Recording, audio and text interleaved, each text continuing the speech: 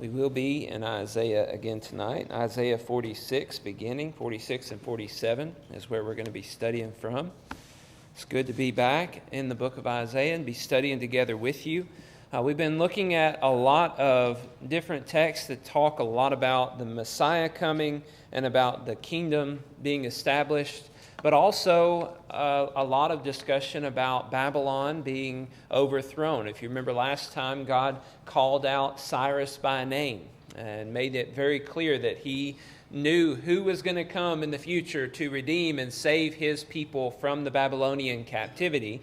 And that was for us a sign that God knows the future and that he has the ability to determine the future on some level. He can even rise up certain men by certain names at some point in the future to accomplish something that he has in mind. And that, in my mind, is a very freeing thing. It's a very encouraging thing to know that our God is going to be able to take care of our country, is going to be able to take care of us in a way that he sees fit, in a way that he can work out for our best interest. And so hopefully we're praying for that and thinking about that. I know a lot of things have recently happened in our country, this election season, and all the things that have happened are really concerning. But knowing that God has the power, he has the control, should give us some sense of relief and peace.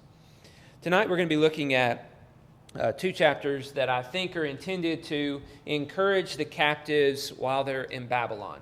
And so we can find tremendous encouragement from these words. As we read in 1 Peter, we are called elect exiles. It's as though we also are in a sense in captivity. We're in exile from our homeland. And so the things that Isaiah says is in this text is really intended for those who are going to be in Babylon and surrounded by the influence of the Babylonians, trying to get them to focus in on what really is true and what really matters. And I think that's important for us as well, to focus in on what's really true and what really matters in our world, as we're surrounded by people who do not focus on what's true and who do not focus on what really matters. We need to have our minds and our hearts set on the most important things.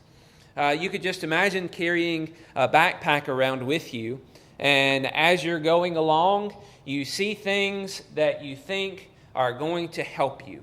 Things that are going to provide you with peace and security and joy. And so you pick up those things. Maybe it's just the stone representing those things, and you put it in your backpack and you keep going until you see something else, and then you grab that and you put it in. And then, oh, look, here's this guy who has this thing and it's really helped him, and he's got another one, so he gives you one, and then you put it in your backpack, and you just keep adding. Every time you think that there's something that's going to give you some peace and some joy and some satisfaction, you just throw it in that backpack and you carry it around with you.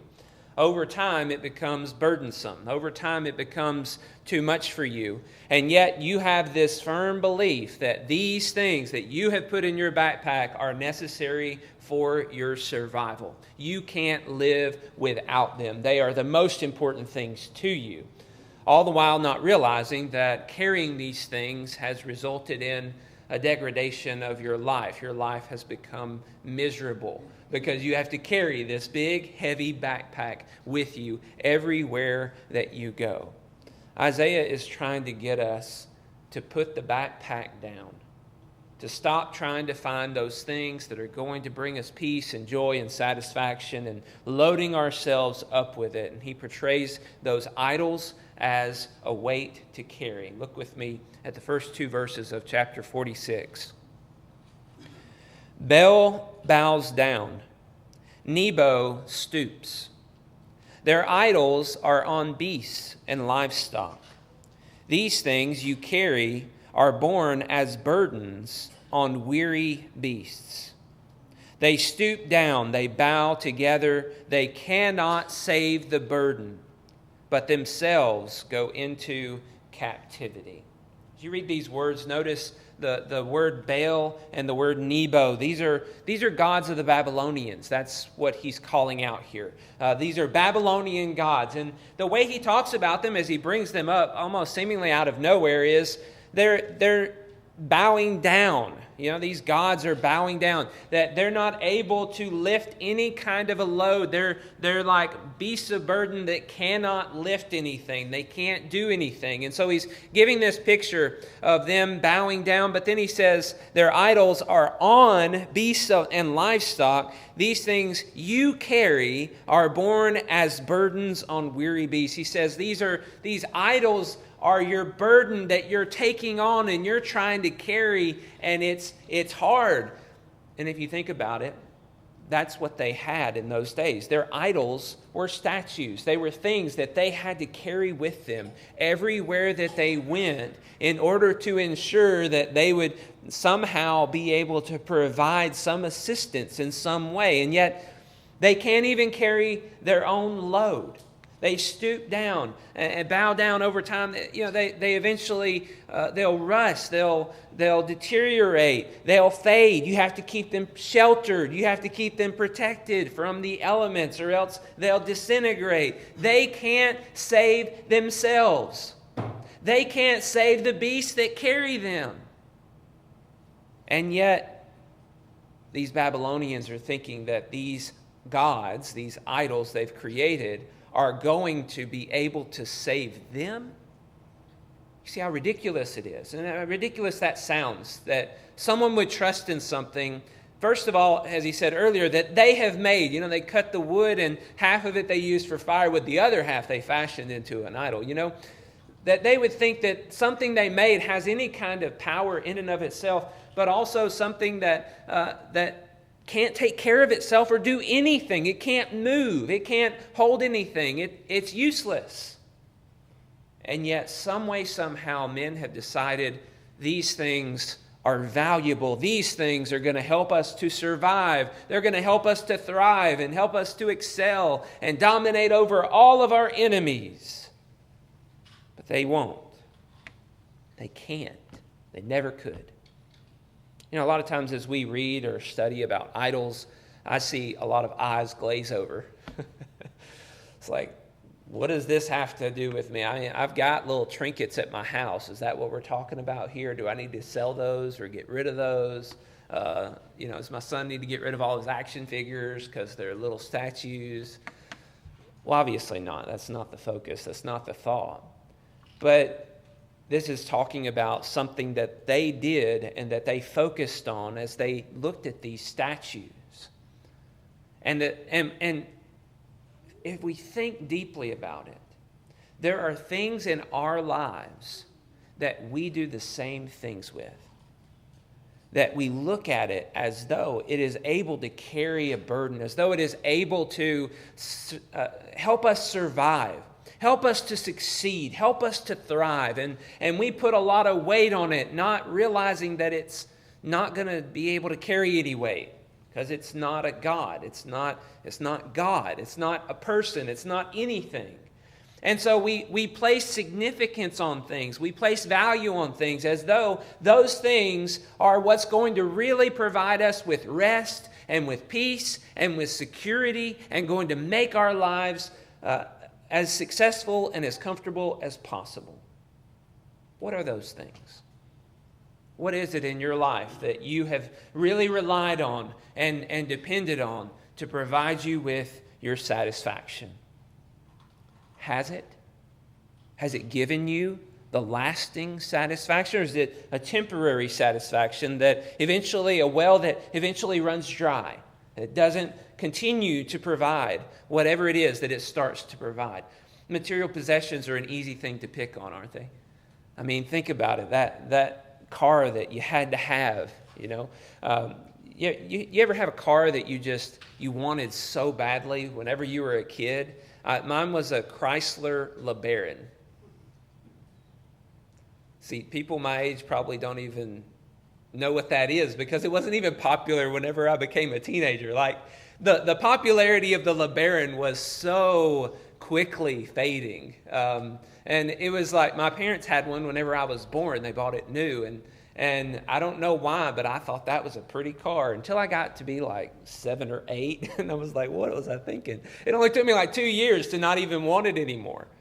If I were to be given a Chrysler LeBaron, I would think that the person didn't like me very much, because that would be something that a hassle I'd have to deal with. And it doesn't matter what it is. Maybe it's something that is really nice. Maybe it's a nice car or a nice house. But doesn't it lose its luster over time? Doesn't it lose its value? Doesn't it start to fall apart at some point? And eventually, you have to do a lot of work and pay a lot of money in order to maintain it. And this thing that's supposed to provide you with something, you find yourself constantly having to provide it with something in order to keep it going. And the joy that you once felt, that new shiny toy, whatever it is, it loses its fun. My kids get birthday gifts, and do you know how long those gifts last before they're bored and ready for a new gift? Not long. And we're the same way. Whatever it is, our possessions do not last. They do not provide what it is that they promise, whatever it is that they seem like they're going to provide us. Technology is an easy one to pick on too. We have to have the latest and greatest. It's going to provide us with everything we need to be as productive as we can be, or to be as connected as we can be, and we can do things super fast. What's funny is, like, we get to where we can do things super fast, and then we're bored. So we spend our time on social media because we've done the super fast stuff and gotten all that over with. So it doesn't really help our situation. We're still longing for something, and social media is trying to fill that gap too. There's just a number of things that we seek after to try to fill in the gap, the hole that's inside of us. Maybe it's relationships. It could be just about anything. We think that that's going to provide us with the satisfaction. That's going to carry the load for us. But instead, it becomes a load for us to carry. It becomes empty. It becomes useless. It doesn't do what it offers us. And so here he portrays it as a burden. And what's interesting is you read ahead in verse 3, God responds, "Listen to me, O house of Jacob, all the remnant of the house of Israel, who have been born by me from before your birth, carried from the womb. Even to your old age, I am he, and to gray hairs, I will carry you. I have made, and I will bear. I will carry, and I will save." You see what God does there? He makes this point that these idols can't carry anything. You have to carry them around and lug them around and take care of them and maintain them. And then he says, I was there with you before you were born. I was there with you in your youth. I was there with you as you grew up. And I'll still be there with you when you're older. And he says, I have made you, and I will bear you. I will carry and will save you. I mean, that is him saying, I am the God that you're looking for. You don't need to look anywhere else to find the source of your strength, of your satisfaction, of your peace. I am the one who wants to give this to you. And I will, if you'll let me. If you'll notice and recognize who I am. You see, he wants his people to remember him and understand that he hasn't given up on them. Verses 5 through 7, he talks again about the idols, how they're trying to make all these idols. Verse 7, they lift it to their shoulders, they carry it, they set it in its place, and it stands there. It cannot move from its place. If one cries to it, it does not answer or save him from his troubles. The idol does nothing to help anyone, but God does much. Verse 8, remember this and stand firm. Recall it to mind, you transgressors. Remember the former things of old, for I am God and there is no other. I am God and there is none like me, declaring the end from the beginning and from ancient times things not yet done, saying, my counsel shall stand and I will accomplish all my purpose. calling a bird of prey from the east, a man of my counsel from a faraway country, Cyrus. I have spoken, and I will bring it to pass. I have purposed, and I will do it. You see how he's making this very clear point. What idol can compare to me? What idol can come close to me? All those idols, they're simply powerless. They can do nothing. But I can do everything that I promise that I will do. And I have done everything I have promised in the past. I can bring these things about, and I will bring these things about. Verse 12, listen to me, you stubborn of heart, you who are far from righteousness. I bring near my righteousness. It is not far off, and my salvation will not delay. I will put salvation in Zion for Israel, my glory. He says, I want to save you. I want to carry you away from your captivity and bring you into your land and treat you with all the pleasures and the joys that I have in store for you. That's what God wants. They just need to listen and to stop being stubborn of heart and remember the things of old. You see how this is really a message that's intended to help those who are in captivity, to deal with their struggles. You're surrounded by idol worshipers. I want you to remember that they are nothing. All those idols that they're saying got them to a place of success over me, that allowed them to destroy Jerusalem. Those idols are nothing. They can do nothing. But I do exactly what I say. I'm the one who brought this about. And I'm the one who can save, and I will save if you'll listen and you'll pay attention to my words. Chapter 47 is really a continuation of this. He's really giving even more points for those exiles to not trust in the Babylonian gods and in the ways of the Babylonians. He wants them to get rid of the ideas that the Babylonians are going to try to fill them with, that they know the truth and that they are wise and that they are the best. And he portrays Babylon as a woman. Notice, come down and sit in the dust, O virgin daughter of Babylon. Sit on the ground without a throne, O daughter of the Chaldeans. For you shall no more be called tender and delicate. Take the millstones and grind flour. Put off your veil. Strip off your robe. Uncover your legs. Pass through the rivers. Your nakedness shall be uncovered, and your disgrace shall be seen. I will take vengeance, and I will spare no one. Our Redeemer, the Lord of hosts is his name. The Holy One of Israel. Sit in silence. Go in darkness, O daughter of the Chaldeans. For you shall no more be called the mistress of kingdoms. I was angry with my people. I profaned my heritage. I gave them into your hand. You showed them no mercy.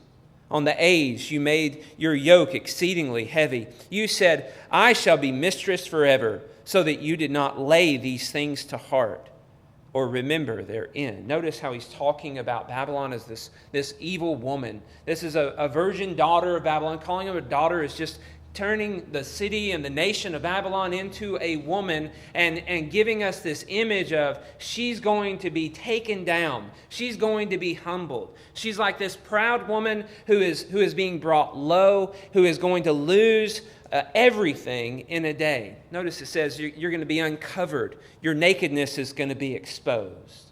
And why is all of this going to happen? Notice verse 6. I was angry with my people. I profaned my heritage. I gave them into your hand. You showed them no mercy. See, God gave the Babylonians his people. He gave them Jerusalem.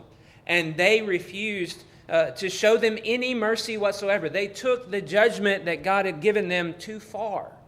Notice he specifically says, on the aged you made your yoke exceedingly heavy. And you became proud and arrogant, thinking, I will be mistress forever. There's a picture here that the captives need to hear. God is going to provide justice. He's going to provide vengeance. He's going to help those Babylonians to see their error and their foolishness by coming in and completely wiping them out. And those who are in Judah and Jerusalem, they don't need to get caught up in thinking those Babylonian gods are the ones who are the most powerful. Those Babylonian gods are the ones who brought about our defeat. God says, no, I'm going to bring them down. The Babylonian gods can't save them from my wrath. Remember, all of this he's been talking about bringing Cyrus in from Persia to take out the Babylonian city, and he does it in a day. And here he's saying, I'm going to do this in a day. I'm going to wipe them out. So the Israelites who were taken into captivity don't need to trust in their gods. They don't need to conform to the world around them. They need to remember who their God is, and they need to remember his promises. If they choose to follow the Babylonians, they'll suffer the same fate. This continues in we'll just start in verse 8 and read it through. It says, now therefore hear this, you lovers of pleasure, who sit securely, who say in your heart, I am, and there is no one besides me. I shall not sit as a widow or know the loss of children. These two things shall come to you. In a moment, in one day, the loss of children and widowhood shall come upon you in full measure, in spite of your many sorceries and the great power of your enchantments. You felt secure in your wickedness. You said, no one sees me. Your wisdom and your knowledge led you astray. And you said in your heart, I am, and there is no one besides me. But evil shall come upon you, which you will not know how to charm away. Disaster shall fall upon you, for which you will not be able to atone. And ruin shall come upon you suddenly, of which you know nothing. Notice how secure they felt. And God's pointing this out to all the Israelites. They think that they're the stuff. They think they're never going to be destroyed. They're thinking that nothing's ever going to stop them. And so his message to his people is, they're going to sound like they know exactly what they're talking about. They're going to sound like they have all the power. Externally, you're going to be impressed by how strong their army is and how great their wealth is. But don't trust that they are secure. Don't trust that they're secure. Don't believe it. They think that they're wise. No. Look at verse 12. Stand fast in your enchantments and your many sorceries with which you have labored from your youth. Perhaps you will be able to succeed. Perhaps you may inspire terror. Notice the sarcasm here. You are wearied with your many counsels. Let them stand forth and save you. Those who divide the heavens, who gaze at the stars, who at the new moons make known what shall come upon you. So he's saying, you got all of these sorcerers, you got all these wise men that are telling the future and telling you what's going to happen. Why don't you put them up in the front of your army, since they know that you're going to survive this, and let them go out and defeat their enemies? Because they're not going to be able to stand. They're not going to defeat anybody. And they're completely wrong. You don't need to believe them. Look at verse 14. Behold, they are like stubble. The fire consumes them. They cannot deliver themselves from the power of the flame. No coal for warming oneself is this. No fire to sit before. Such to you are those with whom you have labored, who have done business with you from your youth. They wandered about, each in his own direction. There is no one to save you. Notice he says everything's going to be burned up. These wise men are going to be like stubble that aren't even enough of a burning they're not even going to last long enough to provide some warmth. They're just going to burn right up. And they're not going to be able to save you on that last day. Their gods that they're worshiping and their stars and all that kind of stuff has no effect on anything. And so he points all of this out to try to help them understand their idols are not going to save them. You could just imagine being carried away in captivity to Babylon, having your life just ruined, and seeming as though Babylon has won whenever the news comes in that Jerusalem has fallen. You know, most nations would just fall apart and disappear. what's interesting is you look at what happens. The people read these kinds of promises and they believe that God is able to fulfill his promise. And they continue to keep the law. They continue to strive to be righteous and to do the right things. And God brings Cyrus in. He destroys the Babylonians and he sets the people free. What does all of this mean to us? Well, it means that you can give God your burdens. As we live in a world that's full of people who are trusting in all different kinds of things, materialism is probably the most rampant form of idolatry that we know. Social media and technology, all that kind of stuff is getting up there. But we place our security in our money and our financial net worth and all of these kinds of things. You know, as you think about all those kind of things, think about what they're doing for you. Think about what they're really providing you. Your finances are giving you stress. They're giving you anxiety. As you think that you need to purchase more, your debt grows, or your need for more money grows because you see that you need to purchase more, or you need more money in order to take care of whatever it is that you already have. And so it doesn't really solve the problem because the problem keeps expanding and keeps growing. The debt weighs on you, and you're having to pay for past purchases that you don't even like anymore. And you're afraid of what's going to happen in the future as inflation goes up and all these different kinds of things. Finances and money and materialism, that's not providing you with the solution.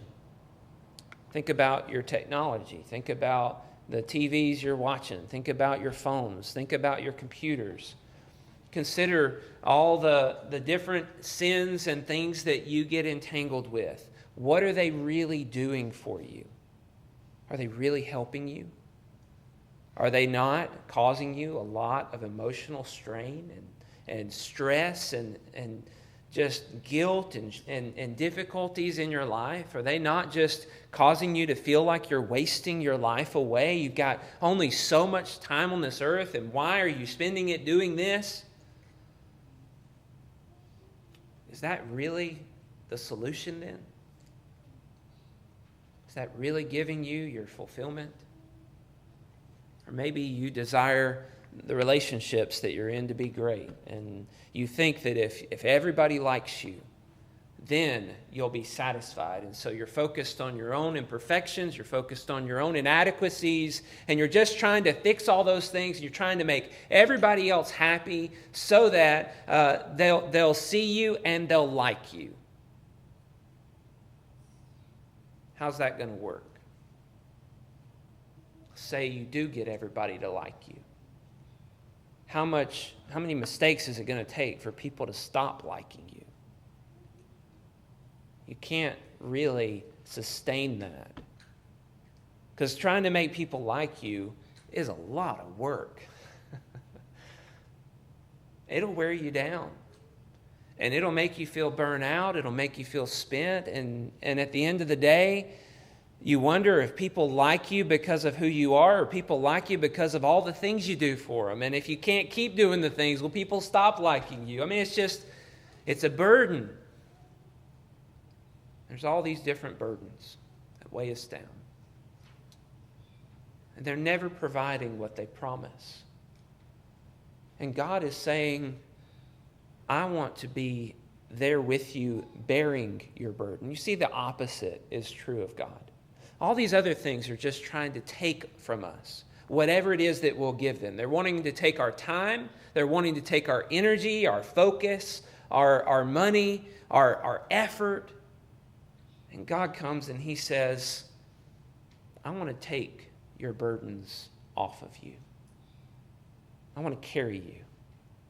I want to strengthen you and build you up so you can be of service in my kingdom. Do you see the difference? You see, this is what he wants his people to understand as they're living as exiles in a foreign land. surrounded by people who are just constantly throwing rocks in their backpacks, trying to worship this God and to build up all their possessions, or to worship this God, to be the most popular, to be the most liked, or to worship this God and have all the new stuff and whatever it is, the technology and everything easy and figured out in life, whatever it is. He sees all those people. They see all those people trying to do all these different things to make their life so much better. And he says, I want you to remember, I am a true God who can provide everything that you're after. Give me your burdens.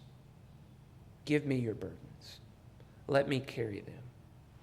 You want peace? Come to me for peace. You want security? Come to me for security. You want everlasting joy? I've got it. I can give it to you. Come to me. Let me provide these things for you. You want acceptance? I accept the weak and the lowly. And if you're willing to be weak and lowly, then you are welcome in this house, no matter the imperfections. And Jesus shows us that. And so if we want to, we can give our burdens to God and we can let Him fill us with the eternal joy and satisfaction that He's offering. As he says in this text, we just need to recognize that He's the one who has the power to do it, and that He is faithful enough to provide these things. We have to have faith that He can and will provide us with these things. We have to turn our eyes toward Him and away from all those idols that we're trusting in. It will never satisfy. Confess that was a mistake. I should not have done that. I should not have purchased that. I should not have walked down that road of pursuing that. I shouldn't have been so obsessed about that. It never got me what it is that I thought it would. Don't sit there continuing after it, knowing that it hasn't and that it never will. Don't waste any more time. Confess it was a mistake and turn to God. Repent. Let go of whatever it is that everybody else is holding on to, that you think you need to hold on to, and instead cultivate a deeper relationship with your God. That's what He desires from His people. And if we'll do that, we'll find the peace and we'll find the joy that will last us even through the hard times. Because the more that we know about our God and all that He has done and all that He desires to do for us, the more of the peace and the joy and the security that fills our heart. If you're not regularly studying and not regularly praying, seeking and desiring to know who God is and what He's revealed through His Son and through His Word, you're missing out. He's the one true God who can save. And He wants to save you. And He wants to save me. This is not an easy thing. Believe me, I know. The world around us is constantly pulling at us. Thoughts come into our minds as we see people around us enjoying things. We're just constantly filling up a backpack. And we got to lay it down. And if we pick one up again, we got to put it back down again, over and over again, until we learn to fully trust in God and rely on Him for everything we need. He's willing to provide it. And if you're willing to trust Him, then you'll experience this joy. I hope that you are. I hope that you're willing to experience this. And I hope that we can help you in some way. If you have any need this very night, please let us know what you need. Please come.